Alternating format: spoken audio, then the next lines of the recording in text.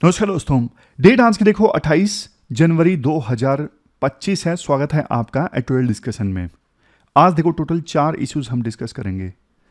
सबसे पहले हम आर्टिकल डिस्कस करेंगे, कौन सा, वीप से संबंधित। इंडियन एक्सप्रेस का आर्टिकल है। हमारे उपराष्ट्रपति जगदीप धनखड़ ने बोला वीप सिस्टम को खत्म कर देना चाहिए। क्या है ये सिस्टम, क्या इंपॉर्टेंस है और क्यों इसे खत्म कर देना चाहिए, सब डिस्कस करेंगे। दूसरे नंबर पे आज हम आर्टिकल डिस्कस करेंगे द हिंदू का, ये वाला, यूनियन बजट एक टर्निंग पॉइंट हो सकता है क्लाइमेट एक्शन के लिए। तीसरा आर्टिकल फिर हम डिस्कस करेंगे आज, कौन सा, वो भी इंडियन एक्सप्रेस का है। उत्तराखंड पहला ऐसा राज्य बन गया है यूनिफॉर्म सिविल कोड को इंप्लीमेंट करने वाला। तो ना आज के इस यूनिफॉर्म सिविल कोड के आर्टिकल में ये फोकस किया गया है कि कॉन्स्टिट्यूट असेंबली में ना वास्तव में क्या डिबेट्स हुई थी यूसीसी को लेके। उन डिबेट से हमें यह पता लगेगा कि हमारे संविधान निर्माताओं की सोच आखिरकार थी क्या यूसीसी के बारे में। चौथा आर्टिकल श्रीलंका से संबंधित है। श्रीलंका में क्या कुछ चल रहा है, क्या श्रीलंका इकोनॉमिकली बाउंस बैक करेगा, इतना इंपॉर्टेंट आर्टिकल नहीं है। तो श्रीलंका की ग्रोथ रेट कैसी है, उससे ज़्यादा हमारे लिए इंपॉर्टेंट है इंडिया की ग्रोथ रेट कैसी है। तो चलिए डिस्कशन स्टार्ट करते हैं। हमारी आज के डिस्कशन में first important article weep system के बारे में है। आपने सिलेबस में जीएस पेपर सेकंड के इस टॉपिक से आर्टिकल को रिलेट कर सकते हो। क्या कंटेस्ट है, वाइस प्रेसिडेंट जगदीप धनखड़ ने ना हाल ही में एक स्टेटमेंट दी, जो पार्टी वीप्स होते हैं ना, वो देखो इंडिविजुअल एमपीज की फ्रीडम ऑफ एक्सप्रेशन को ना कर्ब कर देते हैं। मतलब वीप सिस्टम के कारण ना जो इंडिविजुअल एमपी है ना, वो अपना दिमाग नहीं लगा पाते, अपने आप को ठीक से एक्सप्रेस नहीं कर पाते। तो इस वीप सिस्टम को खत्म कर देना चाहिए। क्या है ये वीप सिस्टम? देखो, वीप सिस्टम का काम ना पार्टी डिसिप्लिन बनाए रखना है। जब कोई इंपॉर्टेंट मैटर या फिर कुछ वोटिंग होनी होती है ना पार्लियामेंट में, तो पार्टी ना अपने एमपीज को गाइड करती है कि उन्हें कैसे वोट करना है। समझ गए? जैसे अभी कोई बिल आया है पार्लियामेंट में और बिल पे होनी है वोटिंग, तो पार्लियामेंट में जितने भी पॉलिटिकल पार्टीज हैं ना, वो ना व्हीप जारी करते हैं, यानी अपने अपने मेंबर्स को ना बताते हैं कि आपको क्या करना है, आपको मौजूद रहना है वहां पे, आपको बिल के पक्ष में वोट देना है या फिर बिल के खिलाफ वोट देना है। इस प्रकार से विभिन्न पॉलिटिकल पार्टीज के द्वारा ना ऑर्डर जारी कर दिए जाते हैं अपने एमपीज के लिए, अपने मेंबर्स के लिए। और देखो, अगर कोई मेंबर अपने पार्टी व्हीप की बात नहीं मानता है, यानी मौजूद नहीं रहता है, मान लीजिए वोटिंग के दौरान, या फिर जो पार्टी ने बोला था उसके अगेंस्ट जाके वोट देता है, तो क्या होगा? तो देखो, फिर पार्टी उसको ना पनिश करवा सकती है। जो पार्टी के लीडर है ना हाउस में, वो प्रिजाइडिंग ऑफिसर को सूचित कर सकते हैं कि इस एमपी ने हमारी बात नहीं मानी, इसलिए इस पर्सन को एक्सपेल कर दिया जाए। तो सदस्यता भी जा सकती है उस एमपी की, उस मेंबर की, मतलब विधानसभा है तो एमएलए की। वैसे देखो, वीप वर्ड का जो ओरिजिन है वो देखो हंटिंग से है। इंग्लैंड में क्या हुआ करता था, जब हंटिंग पार्टी शिकार पे जाया करती थी ना, तो फिर देखो उस समय ना एक मेंबर हुआ करता था वीपर इन। उसका काम यह हुआ करता था, जो स्ट्रेइंग हाउंड्स है ना, मतलब ऐसे पशु जो झुंड से इधर उधर चले जाते हैं, उन्हें वापस लेके आना, उन्हें कंट्रोल में रखना। तो यहां से ये पोजीशन इमर्ज होकर आती है। बाद में देखो पॉलिटिक्स में इसे इंट्रोड्यूस किया एंग्लो आयरिश पॉलिटिशियन और फिलोसफर थे एडमंड बर्क ने। एडमंड बर्कर अपनी एक स्पीच में कहते हैं, राजा के जो मिनिस्टर्स हुआ करते थे ना, राजा के मिनिस्टर्स बहुत प्रयास किया करते थे कि पूरे किंगडम में, नॉर्थ में, साउथ में, हर जगह जो राजा के फ्रेंड्स हैं ना, वो राजा की बात माने।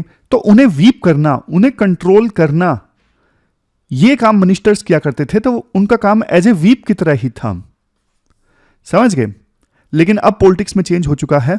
हमारे देश में ये जो वीप का ट्रेडिशन है ना, ये भी तब से है जब से अंग्रेज भारत में आए थे।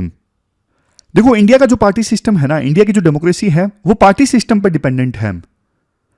हमारे देश की पॉलिटिक्स में ना पॉलिटिकल पार्टीज का रोल काफी ज्यादा है, और इस सिस्टम की मदद से पार्टी अपने मेंबर्स को कंट्रोल करती है। अगर वीप सिस्टम ना हो तो विभिन्न लोग जो हैं वो देखो पॉलिटिकल पार्टी की टिकट पर चुन के आए, लेकिन बाद में अपनी मनमानी करने लगेंगे। फिर वोट उन्हें पार्टी का मिला है, जैसे अभी बीजेपी की टिकट पर, कांग्रेस की टिकट पर दिल्ली इलेक्शन में कोई जीत के आता है, तो उस पर्सन को देखो पार्टी का वोट मिला है ना, तो पार्टी की बात मानना उस चुने हुए प्रतिनिधि का फिर कर्तव्य हो जाता है।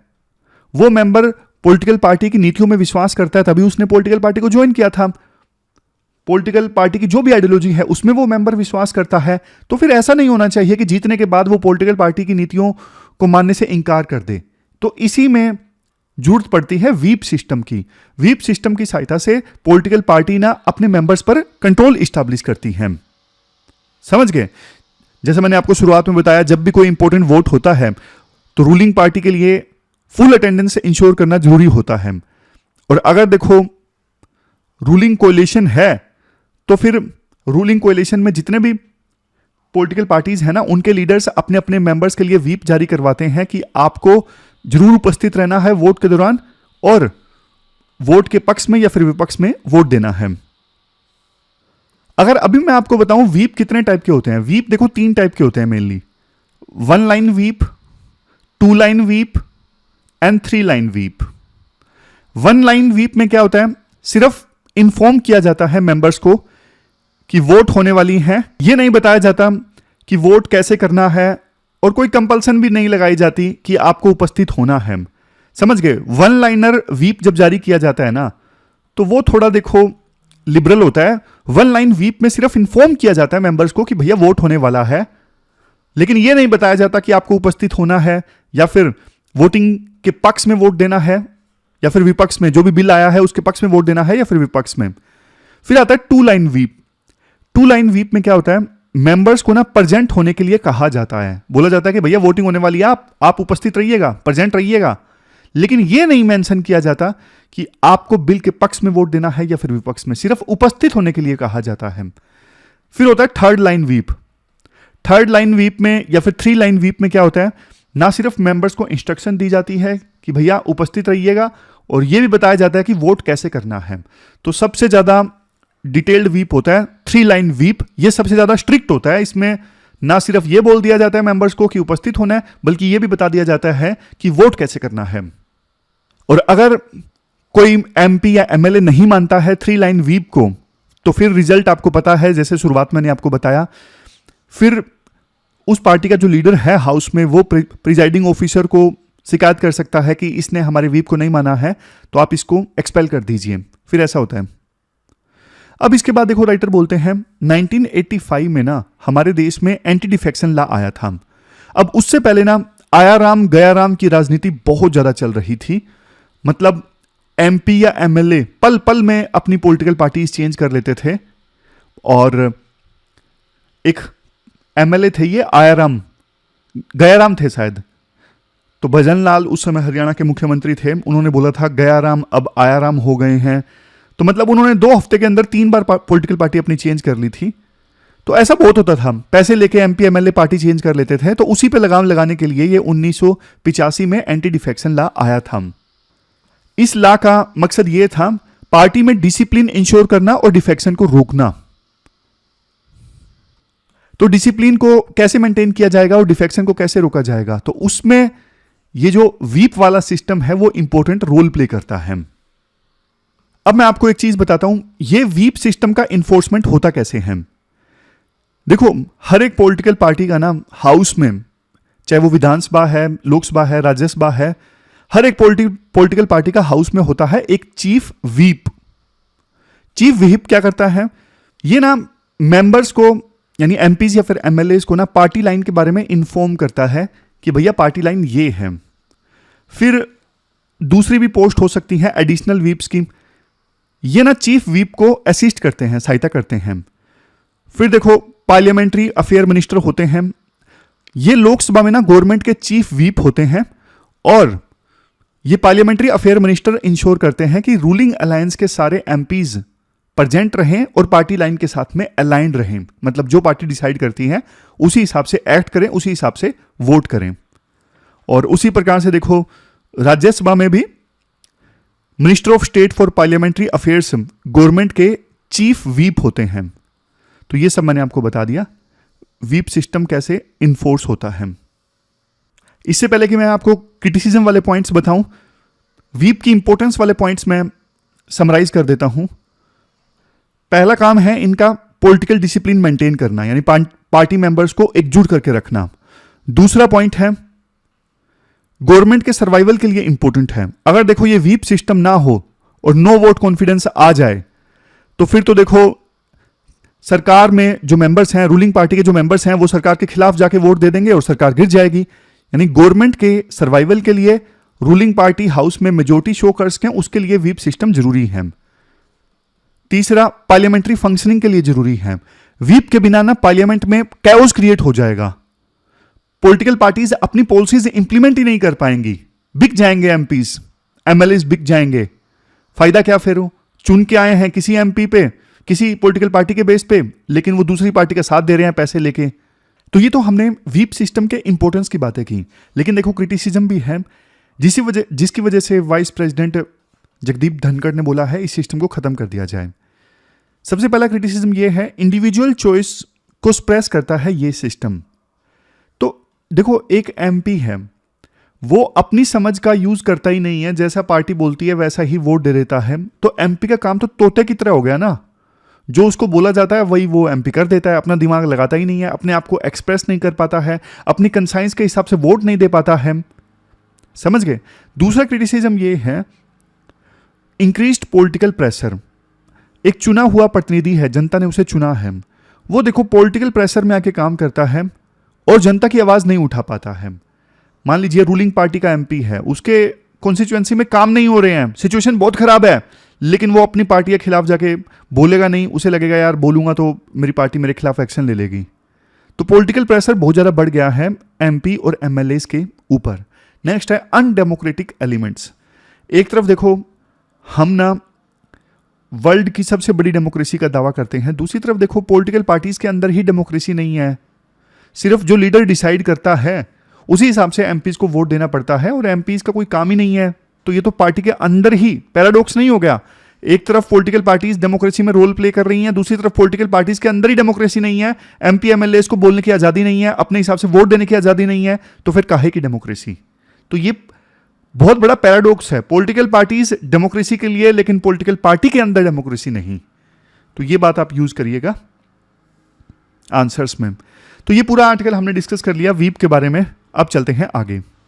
इसके बाद नेक्स्ट आर्टिकल देखो, 1 फरवरी को जो बजट प्रेजेंट होगा ना, ये क्लाइमेट एक्शन के लिए टर्निंग पॉइंट साबित हो सकता है, ऐसा राइटर बोलते हैं। आप ना सिलेबस में जीएस पेपर 3 के इस टॉपिक से आर्टिकल को रिलेट कर सकते हो। देखो इंडिया ने ना अपने जो लक्ष्य रखे हुए हैं ना क्लाइमेट चेंज से संबंधित, वो क्या है। इंडिया ने एक कमिटमेंट ये की है, 2070 से पहले हम नेट जीरो कार्बन स्टेटस हासिल कर लेंगे, मतलब जितना कार्बन इंडिया से एमिट होगा उतना ही एब्जॉर्ब हो जाएगा। फिर 2030 वाला भी टारगेट है इंडिया का कि 2030 तक हम 500 गीगावाट रिन्यूएबल एनर्जी प्रोड्यूस करेंगे। लेकिन देखो अभी ना इंडिया इस टारगेट से काफी पीछे है। इंडिया ने अभी तक 203.18 गीगावाट रिन्यूएबल एनर्जी की कैपेसिटी जनरेट की है और हम 500 गीगावाट वाले टारगेट से अभी काफी पीछे हैं। सरकार ने देखो अपनी तरफ से प्रयास किए हैं, ये सारे प्रयास बताए भी गए हैं, जैसे प्रधानमंत्री सूर्य घर मुफ्त बिजली योजना, रिन्यूएबल एनर्जी को घर घर तक पहुंचाने के लिए ये योजना है, मतलब घरों के ऊपर सोलर पैनल्स लगाने के लिए इंसेंटिव दिए जाते हैं।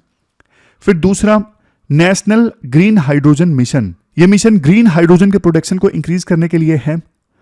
फिर देखो ऑफशोर जो विंड प्रोजेक्ट्स है ना, मतलब कोस्ट से दूर जाके पानी में, समुद्र में जो प्रोजेक्ट्स लगते हैं विंड एनर्जी के, उसके लिए वाइबल गैप फंडिंग का अनाउंसमेंट किया गया था। ये सारे इनिशिएटिव्स ना पिछले बजट में अनाउंस किए गए थे। ये national green hydrogen mission, PM Surya Ghar Muft बिजली योजना और ऑफशोर विंड एनर्जी प्रोजेक्ट्स के लिए viability gap funding. Viability gap funding में क्या होता है, सरकार कुछ पैसा देती है, कुछ वो कंपनी जो प्रोजेक्ट इस्टेब्लिश कर रही है उसके द्वारा दिए जाते हैं। तो उस प्रकार के जो प्रोजेक्ट सरकार को लगता है इंपॉर्टेंट है बट कंपनीज उतना इन्वेस्ट नहीं कर पा रही है, तो सरकार फिर फंडिंग में जो गैप रह जाता है उसे फिल करने की कोशिश करती है। जैसे सरकार बोलती है 20% हम दे देंगे, 80% आप अपने तरफ से दीजिए, समथिंग लाइक दिस।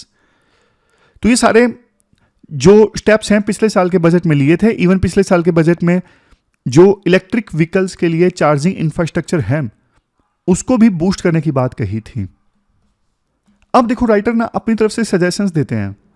राइटर कहते हैं पिछले साल के बजट में इतना कुछ किया गया, फिर भी अभी तक हम 500 गीगावाट के टारगेट से काफ़ी पीछे हैं, जो हमें 2030 से पहले अचीव करना है।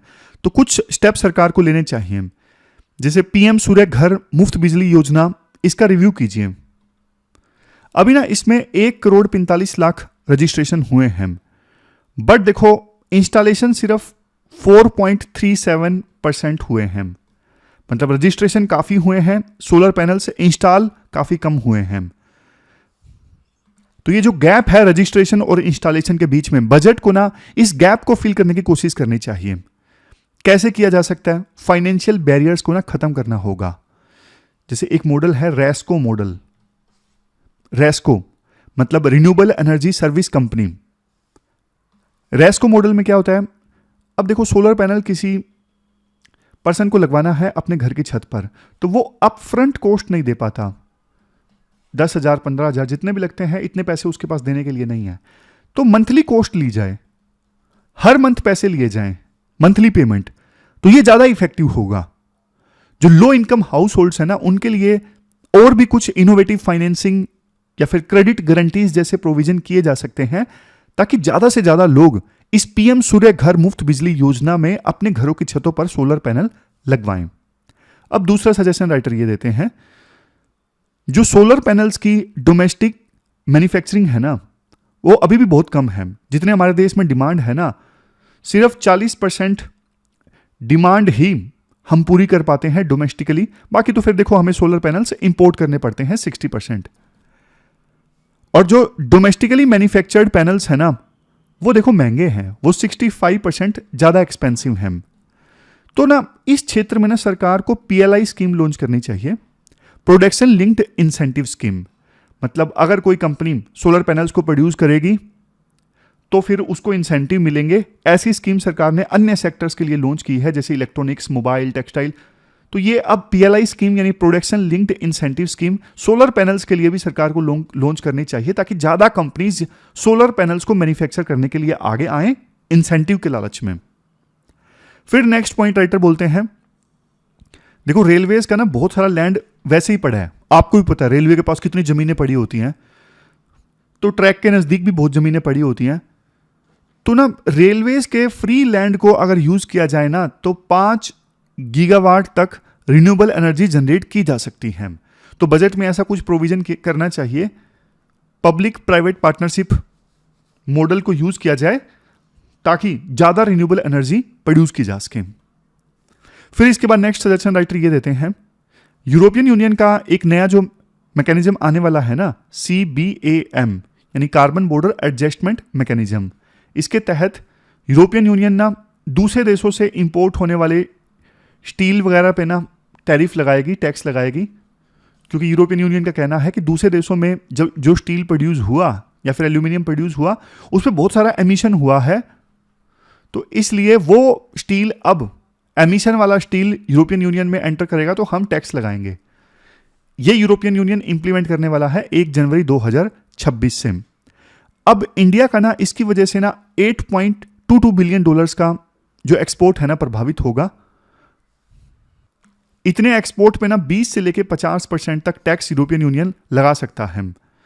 तो ना इस चीज को एड्रेस करने के लिए ना, अब देखो इसकी वजह से ना यूरोपियन यूनियन टैरिफ लगाएगा, हमारी बहुत सारी जो एमएसएमईज है ना वो प्रभावित होंगी। एमएसएमईज मतलब माइक्रो स्मॉल मीडियम एंटरप्राइजेज। इनका ना देश की जीडीपी में और एक्सपोर्ट में कंट्रीब्यूशन काफी ज्यादा है। एमएसएमईज का जीडीपी में कंट्रीब्यूशन 30% और एक्सपोर्ट में कंट्रीब्यूशन 45%। अब ये जो एमएसएमईज है ना, ये देखो नई टेक्नोलॉजीज नहीं अडॉप्ट कर पा रही हैं। मतलब ये जिस प्रकार से मैन्युफैक्चरिंग कर रही हैं, एमिशन ज्यादा होता है। तो ना एक काम ये करना चाहिए सरकार को, इन एमएसएमईज की हेल्प करने के लिए ना एक फंड बनाया जाए, ताकि लेटेस्ट टेक्नोलॉजीज अडॉप्ट करें, जिससे एमिशन कम से कम हो। जापान ने ऐसा किया है। जापान ने ना एक ग्रीन ट्रांसफॉर्मेशन फंड बनाया था। उनकी इंडस्ट्रीज में कार्बन एमिशन ज्यादा होता है ना, तो उन इंडस्ट्रीज की हेल्प करने के लिए, ताकि वो कम एमिशन करें। हमारे देश में भी ना एमएसएमईज की कैपेसिटी बिल्डिंग के लिए सरकार को एक फंड बनाना चाहिए। नेक्स्ट सजेशन राइटर देते हैं सर्कुलर इकोनॉमी से संबंधित। सर्कुलर इकोनॉमी का मतलब देखो ये होता है प्रोडक्ट्स और मटेरियल्स का ना मैक्सिमम रीयूज करना, रिसाइकल करना और रिफर्बिश करना। जैसे एग्जांपल आपको दूं, कार के जो पुराने पार्ट्स हैं ना, उनको रिसाइकल करके नए प्रोडक्ट्स बनाना। समझ गए? अगर देखो सर्कुलर इकोनॉमी पे फोकस करते हैं ना, तो हमें 2050 तक ना 40 लाख करोड़ का एनुअल प्रॉफिट होगा और ग्रीन हाउस गैसेस के एमिशन में भी 44% तक कमी आएगी। यानी सर्कुलर इकोनॉमी पे फोकस किया जाए तो स्कोप काफी ज्यादा है। तो अभी सरकार को क्या करना चाहिए? सरकार को ना इंसेंटिव देने चाहिए। अगर कोई कंपनी देखो रिसाइकलिंग इंफ्रास्ट्रक्चर या फिर रिफर्बिशमेंट टेक्नोलॉजी में इन्वेस्ट करती है ना, तो उसको सरकार छूट देगी, टैक्स में छूट देगी या फिर अन्य प्रकार से इंसेंटिव देगी। ये सरकार को प्रोविजन करना चाहिए। मतलब सरकार ये इंश्योर करे कि ज्यादा से ज्यादा कंपनीज सर्कुलर इकोनॉमी वाली टेक्नोलॉजीज में इन्वेस्ट करें। फिर नेक्स्ट पॉइंट राइटर ये देते हैं, अभी देखो इंडिया में ना इंश्योरेंस का पेनिट्रेशन बहुत कम है, बल्कि बढ़ नहीं रहा है, कम हो रहा है। फाइनेंशियल ईयर 2023 में इंश्योरेंस का पेनिट्रेशन 4% था, अगले साल 3.7% हो गया। ये तो हैरानी वाली बात है। मतलब आमतौर पे हमें यही लगता है ना कि लोग धीरे धीरे जागरूक हो रहे हैं तो ज्यादा लोग इंश्योरेंस करवाएंगे, बट 2024 में इंश्योरेंस का पेनिट्रेशन कम हुआ है। इसे इंक्रीज करने के लिए क्या किया जा सकता है? टैक्स डिडक्शन ऑफर की जा सकती है कि अगर क्लाइमेट रिलेटेड इंश्योरेंस कोई करवाएगा तो उसको टैक्स में डिडक्शन मिलेगा, उसको कम प्रीमियम देना पड़ेगा क्योंकि कम जीएसटी लगेगा उसके प्रीमियम पर। ऐसा कुछ किया जा सकता है। तो राइटर बोलते हैं देखो सही समय है इन स्टेप्स को इंप्लीमेंट करने का, इन सजेशंस को इंप्लीमेंट करने का, क्योंकि देखो इंडिया ने ना क्लाइमेट चेंज के डोमेन में ना अच्छा काम किया है और पूरा वर्ल्ड इंडिया के कामों की तारीफ कर रहा है। और आज के समय में देखो इकोनॉमिक ग्रोथ को क्लाइमेट चेंज से अलग करके नहीं देखा जा सकता। तो इसलिए 1 फरवरी को जो बजट प्रेजेंट होगा ना, वो बहुत इंपॉर्टेंट है क्लाइमेट एक्शन के दृष्टिकोण से। तो ये पूरा आर्टिकल हमने डिस्कस किया। चलते हैं आगे। इसके बाद नेक्स्ट आर्टिकल देखो यूनिफॉर्म सिविल कोड से संबंधित है। कंटेक्स्ट देखो ये है, उत्तराखंड पहला राज्य बन गया जिसने यूनिफॉर्म सिविल कोड को अडॉप्ट कर लिया 27 जनवरी से। अपने सिलेबस में जीएस पेपर सेकंड के इन टॉपिक्स से आर्टिकल को रिलेट कर सकते हम। देखो इस आर्टिकल में ना ये डिस्कस किया गया है कि संविधान सभा में यूनिफॉर्म सिविल कोड को लेकर डिस्कशंस कैसे हुई थी। जब देखो संविधान को अडॉप्ट किए 75 ईयर्स पूरे हुए थे ना पिछले साल, तो उस समय जो डिस्कशन हुई थी, डिबेट हुई थी पार्लियामेंट में, उस मौके पर प्रधानमंत्री मोदी ने यह कहा था कि कॉन्स्टिट्यूट असेंबली की डिबेट्स में यूनिफॉर्म सिविल कोड का समर्थन किया गया था। तो आज इस आर्टिकल में ना हम थोड़ा एसेंस डिस्कस करते हैं। देखो संविधान सभा की डिबेट्स के बारे में ना जब हमें पता लगता है किसी टॉपिक से संबंधित, तो हमें यह पता लगता है कि हमारे संविधान निर्माताओं की उस टॉपिक से संबंधित क्या सोच थी, किस सोच के साथ, किस इंटेंशन के साथ, किस विजन के साथ उन्होंने कानून बनाया। समझे? तो शुरुआत करते हैं। यूनिफॉर्म सिविल कोड का मतलब आपको पता है, एक ऐसा कानून जो सभी सिटीजन्स के लिए समान हो, चाहे उसका धर्म कुछ भी हो, जाति कुछ भी हो, सबके लिए सेम। ये मेनली देखो पर्सनल लॉज पे भी अप्लाई होता है, जैसे शादी, तलाक और जो प्रॉपर्टी है उसका डिवीजन वगैरह, एडॉप्शन, सब। इंडिया में देखो आज के समय में अलग अलग कम्युनिटीज के लिए ना पर्सनल लॉज अलग अलग हैं। जैसे हिंदुओं के लिए हिंदू मैरिज एक्ट हैं और मुस्लिम्स के लिए मुस्लिम पर्सनल लॉ शरीयत बेस्ड हैं और क्रिश्चियंस के लिए क्रिश्चियन डाइवोर्स एक्ट, सब अलग अलग हैं। लेकिन हमारे देश में ना आज के समय में ना डीपीएसपी में आर्टिकल 44 जो है ना, उसमें यूसीसी का जिक्र है, जिसमें यह लिखा गया है कि स्टेट प्रयास करेगा सभी सिटीजन्स के लिए यूनिफॉर्म सिविल कोड इंप्लीमेंट करने का। लेकिन आज़ादी के 75 ईयर्स के बाद में, मतलब संविधान को इंप्लीमेंट किए कह सकते हो, आज़ादी को मिले तो काफ़ी मतलब 2-3 साल फालतू हो गए, तो संविधान को इंप्लीमेंट किए 75 ईयर्स पूरे हो गए, बट आज तक ये जो आर्टिकल 44 है उसे इंप्लीमेंट नहीं किया जा सका है। तो हमारे संविधान निर्माताओं की क्या सोच थी, उन्होंने इसे डीपीएसपी में क्यों रखा, फंडामेंटल राइट्स में क्यों नहीं रखा? तो पूरा इतिहास जानते हैं। देखो 1940 से ही ना यूसीसी पर डिस्कशन चल रहे थे, लेकिन जब संविधान को ड्राफ्ट करने की बारी आई ना, तब कंफ्यूजन हो गया हमारे उस समय के संविधान निर्माताओं को कि यूनिफॉर्म सिविल कोड को ना जस्टिसिएबल कैटेगरी में रखा जाए या फिर नॉन जस्टिसिएबल कैटेगरी में रखा जाए। तो देखो उस समय जो फंडामेंटल राइट्स की सब कमेटी थी ना, उस कमेटी ने डिसाइड किया था कि यूसीसी को ना नॉन जस्टिसिएबल रखा जाए। मतलब ऐसा नहीं कि इसको इन्फोर्स करवाने के लिए कोई पर्सन कोर्ट में जा सकता है, तो इसे नॉन जस्टिसिएबल कैटेगरी में रखा जाए। लेकिन उस समय 3 मेंबर्स थे उस समय सब कमेटी के, फंडामेंटल राइट्स की जो सब कमेटी थी ना, उसके 3 मेंबर्स ने विरोध किया था, MR मसानी, हंसा मेहता और अमृत कौर। इन्होंने कम्युनिटी में मेजोरिटी मेंबर्स के खिलाफ अपनी नाराजगी जाहिर की थी। इन्होंने ये बोला था, पर्सनल लॉज रिलीजन के नाम पर हमें डिवाइड करते हैं और नेशन को अगर यूनिफाई करना है ना तो यूसीसी जरूरी है। समझ गए? इन 3 ने ये बोला था, अलग अलग धर्मों के लोगों के लिए अलग अलग पर्सनल लॉज, ये गलत है, इससे देश डिवाइड होगा। देश को एकजुट करना है तो सभी के लिए सिमिलर सिविल लॉज होने चाहिए। तो जो कमेटी, ड्राफ्टिंग कमेटी जिसके चेयरमैन अंबेडकर जी थे, तो वो उस ड्राफ्टिंग कमेटी ने ना कॉन्स्टिट्यूट असेंबली को ना ड्राफ्ट सौंपा। तो तब इसको यूसीसी वाले आर्टिकल को ना आर्टिकल 35 में था, ये आर्टिकल 44 में तो बाद में आया। ड्राफ्ट कमेटी ने जब अपना ड्राफ्ट सौंपा था संविधान का कॉन्स्टिट्यूट असेंबली को, सिर्फ ड्राफ्ट जब सौंपा था, तो ड्राफ्टिंग स्टेज में ये आर्टिकल 35 था। तो जब ये ड्राफ्ट देखो डिबेट के लिए आया ना, तो मोहम्मद इस्माइल साहब, ये मद्रास से मेंबर थे, इन्होंने ना एक अमेंडमेंट प्रपोज किया। अमेंडमेंट में ये बोला गया, देखो जब यूसीसी इंप्लीमेंट हो ना, तो किसी भी कम्युनिटी को ना फोर्स ना किया जाए अपने पर्सनल लॉज को छोड़ने के लिए। उन्होंने कहा था पर्सनल लॉज का रिस्पेक्ट ना फंडामेंटल राइट्स का हिस्सा होना चाहिए। उन्होंने ये भी बोला था मोहम्मद इस्माइल साहिब ने, सेकुलर स्टेट को ना लॉ के धार्मिक और कल्चरल प्रैक्टिसेस में दखल नहीं देना चाहिए। समझ गए? तो ये एक आर्ग्यूमेंट है मोहम्मद इस्माइल साहब का। इन्होंने देखो विरोध नहीं किया था यूसीसी का, इन्होंने ये बोला था कि मजबूर ना किया जाए किसी भी कम्युनिटी को अपने पर्सनल लॉज को छोड़ने के लिए।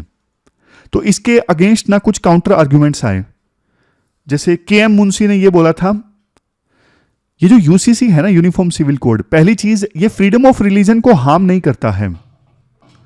उन्होंने कहा था जो रिलीजियस प्रैक्टिसेस है ना, अगर देखो वो सोशल वेलफेयर और रिफॉर्म के अगेंस्ट है ना, तो रिलीजियस प्रैक्टिसेस को चेंज करना जरूरी है।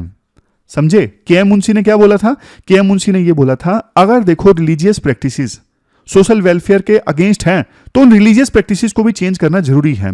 मुंशी ने ना, मैं आपको दिखाता हूं, मुंशी ने एग्जाम्पल दिए थे टर्की के और इसके अलावा इजिप्ट के। मुंशी ने बोला इवन देखो टर्की और इजिप्ट में भी ना माइनॉरिटीज को रेगुलेट किया गया है पर्सनल लॉज के थ्रू, मतलब सबके लिए सेम सिविल लॉज हैं। ऐसा नहीं कि इजिप्ट और टर्की में माइनॉरिटीज के लिए अलग से सिविल लॉज हैं। मुंशी ने यह भी बोला जब देखो सभी लोगों के लिए सेम सिविल लॉज होंगे, तो देखो कोई जरूरी थोड़ी ना कि वो हिंदुओं के ही सिविल लॉज होंगे, तो वो तो जब डिस्कशन होगी तब डिसाइड होगा। इवन कुछ सिविल लॉज हिंदुओं के भी चेंज हो सकते हैं, ऐसा बात उन्होंने बोला। तो देखो उस समय एक और मेंबर थे संविधान सभा के, नजीरुद्दीन अहमद, उन्होंने कहा था कि यूसीसी का इंप्लीमेंटेशन ना ग्रेजुअल होना चाहिए। उनका यह कहना था हमें ना सावधानी के साथ, एक्सपीरियंस के साथ और सिंपैथी के साथ में आगे बढ़ना चाहिए।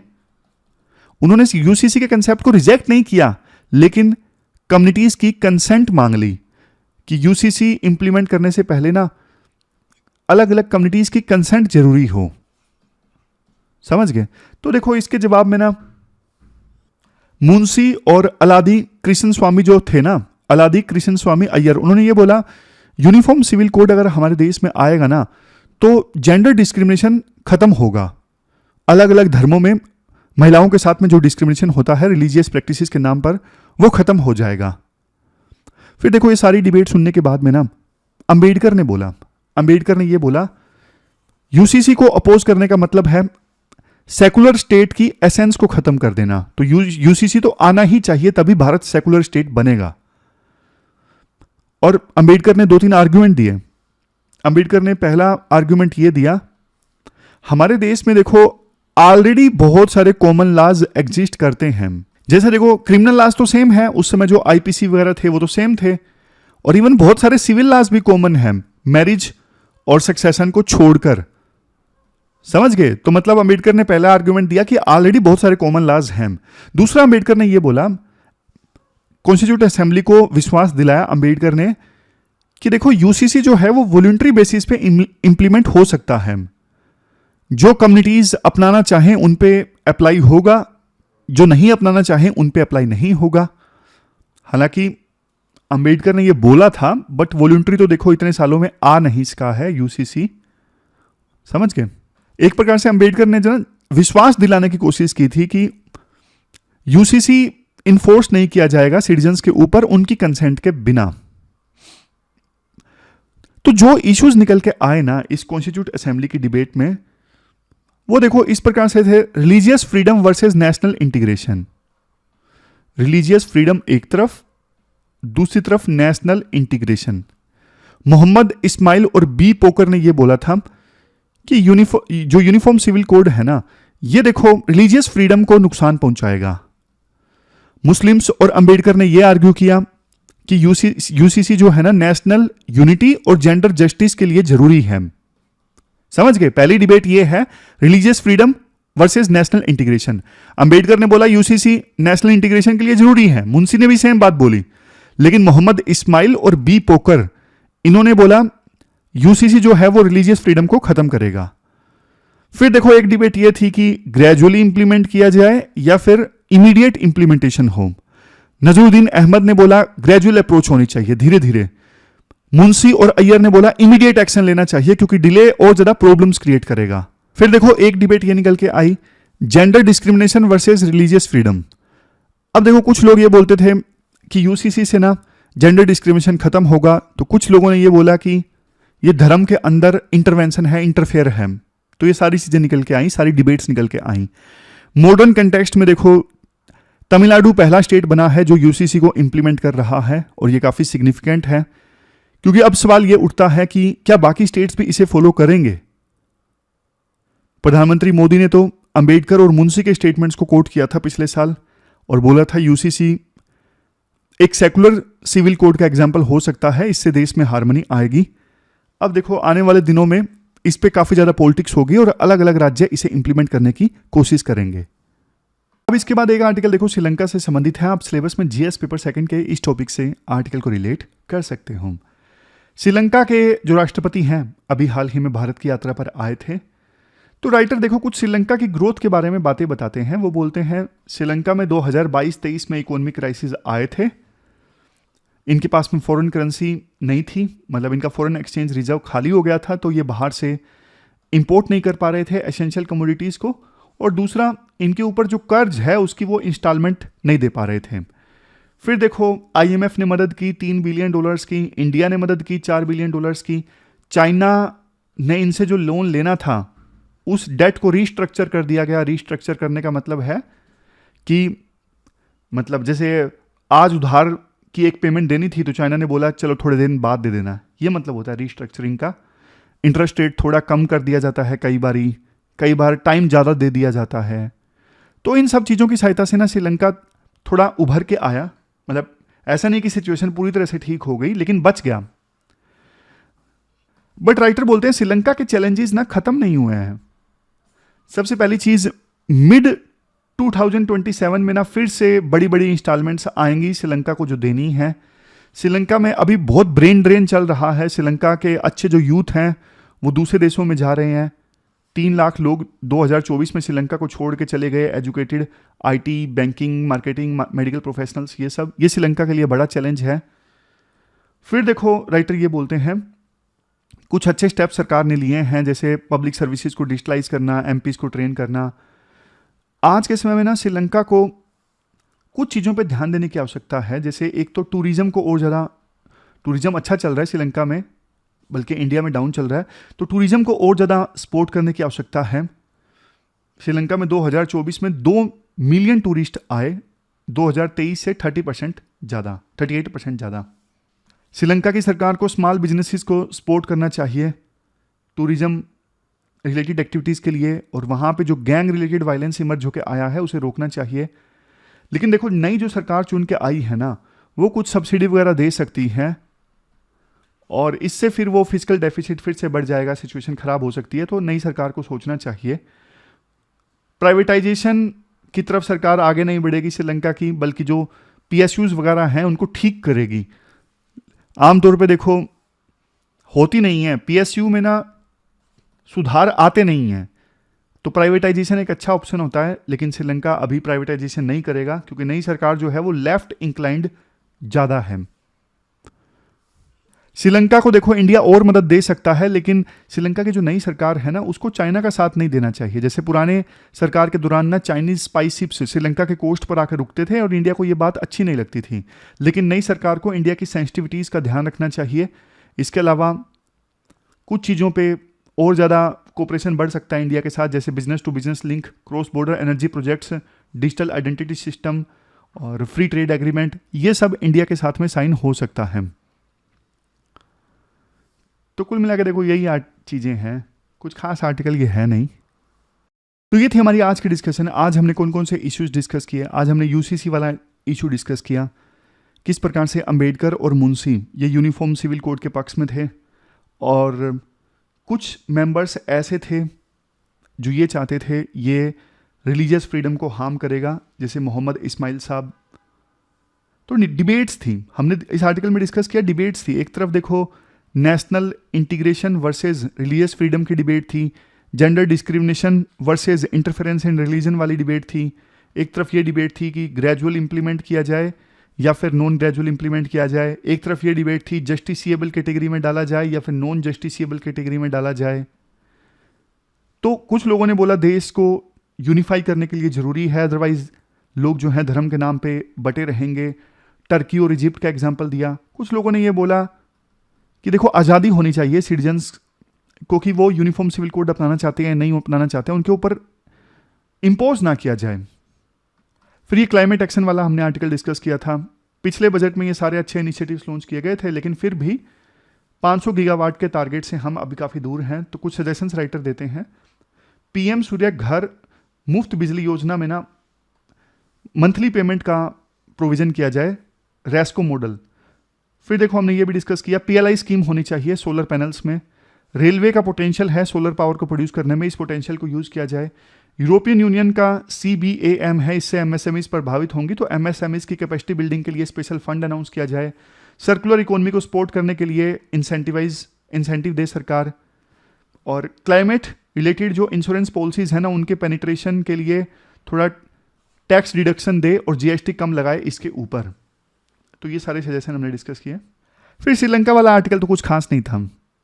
श्रीलंका के अंदर क्या चीज़ें हैं वो यूपीएससी नहीं पूछेगी, मेनली इंडिया श्रीलंका रिलेशंस पूछेगी। तो आज जो ये आर्टिकल किया इसको आप फोल्डर मटेरियल के तौर पे इस्तेमाल कर सकते हो।